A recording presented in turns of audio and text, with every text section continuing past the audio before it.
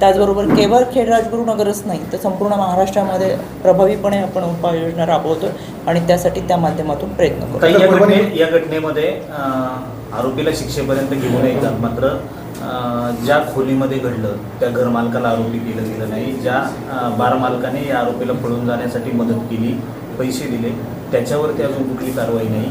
ह्या दोन गोष्टी प्रामुख्याने दुर्लक्षित केल्या जातात गेल्या 3 दिवसापासून. याच्यामध्ये आरोपी हा महत्त्वाची बाब होती. याच्यामध्ये आरोपीला अटक करणं आणि त्याच्यानंतर जबाबामध्ये ज्या गोष्टी येतील. सुरुवातीचं जसं मी सांगितलं की आरोपी हा पश्चिम बंगालचा होता. त्याने जर प्रवास करून बाहेर जायचा प्रयत्न केला असता तर आरोपी सापडला नसता तर इतर पुरावे आपल्याकडे मिळणार नाही. त्याच्यामुळं आरोपीला शोध घेणं, त्याला अरेस्ट करणं आणि 3 दिवसाची PC 5 दिवसाची PC त्याची आपण घेतलेली आहे. या 5 दिवसाच्या PCमध्ये अनेक बाबी आपल्यासमोर येतील. त्याच्यामुळे या घटनेमध्ये जे कोणी सहकार्य केलं असेल किंवा जे कोणी अपराधी आहेत असं आढळून आलं तर त्यांच्यावरती 100% कारवाई केली जाईल. मनोधैर्य योजनेमध्ये करतो. परभणीमध्ये घडलेली घटना ही अत्यंत दुर्दैवी आणि माणुसकीला काळीमा फासणारी आहे. त्याच्यामुळे आजही हा लढा लढावा लागतोय आणि यामध्ये मी कोतवाली पोलीस स्टेशनमध्ये नवीन भारतीय न्याय संहितेचा कलम 103 अंतर्गत गुन्हा या व्यक्तीवर दाखल झालेला आहे. त्याच्यामध्ये तिथले PI पोलीस तपास अधिकारी म्हणून काम पाहतात, हे ननावरे म्हणून तिथं मी स्वतः त्यांच्याशी बोलले.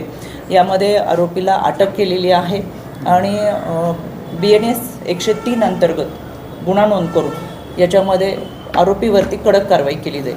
पण आजही समाजाची तुमच्या समोर आहे की कायदा आहे, सुव्यवस्था आहे, प्रशासन आहे.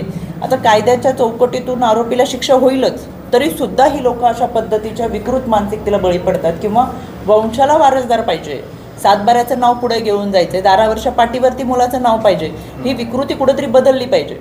आजही आपल्यातला माणूस म्हणून जगणार आहे का नाही हा प्रश्न पडतो.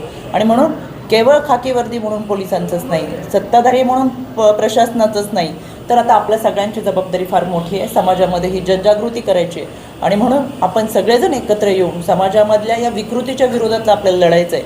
त्याच्यासाठी आपण हा लढा देऊयात. या सगळ्या घटना घडतायत, तुम्ही महिलांनाच म्हणजे मुलीला जन्म घालणं धोक्याचं झालं आहे, काय सांगायचं याच्यामध्ये? स्त्रीभ्रूण हत्या टाळण्यासाठी मोठ्या प्रमाणातल्या मोहीम महिला बालकल्याणच्या माध्यमातून राबवल्या जातात. गेल्या अनेक वर्षापासून आपण पाहतोय मुलीच्या जन्माचं स्वागत करा असे स्लोगनसुद्धा ठिकठिकाणी लावली जातात. शासन त्यांच्या पातळीवरती काम करते, पण माणूस म्हणून माणूस कधी जगणार?